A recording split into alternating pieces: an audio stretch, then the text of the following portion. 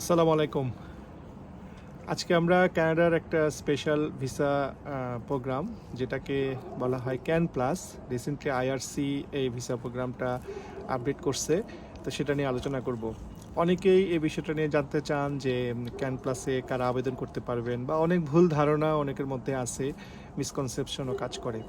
Can plus হলো আসলে Canadian visit ভিসার একটা ফাস্ট ট্র্যাকিং প্রসেস, যেখানে আপনি আপনার যদি গত লাস্ট 10 বছরে কানাডার ন্যূনতম একবার ভিজিট করা থাকে এবং আপনার তার সঙ্গে যদি ইউএসের আপনার ভিজিট ভিসা থাকে, অথবা ইউএসএ আপনার এই 10 বছরে ভিজিট করা থাকে, তাহলে আপনি এটার জন্য এলিজিবল হবেন।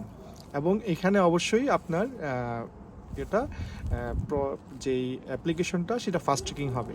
এখানে আসলে অ্যাপ্লিকেশন প্রসেসের জন্য আপনার যে অনেকেই বলে যে আপনার কাগজপত্র কম দিতে হয়, আপনার ইনকাম সোর্স দেখাতে হয় না, বা আপনার ভিসার প্রবাবিলিটি অনেক বেশি। এই জিনিসগুলো কিন্তু আসলে মিথ।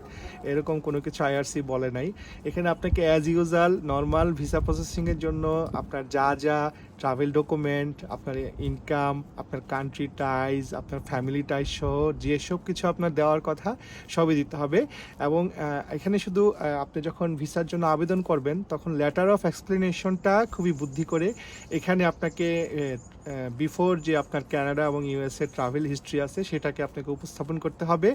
এই জিনিসটাই আপনার একটু চেঞ্জ হবে। এবং কানাডিয়ান যে ভিসা অফিসাররা বা আইআরসি আপনার অটোমেটেডভাবে আপনার এই অ্যাপ্লিকেশনটাকে ফাস্ট ট্র্যাকিংয়ে নিয়ে যাবে বা ক্যান প্লাসের আন্ডারে গণ্য করবে। এবং এই জন্য আপনাকে ভিসা ফি, আবেদন ফিও একই থাকবে, $185 এবং অন্য যা কিছু আছে সব সেম থেকে যাবে। তো ক্যান প্লাস নিয়ে আজকে এই পর্যন্তই। আসসালামু আলাইকুম।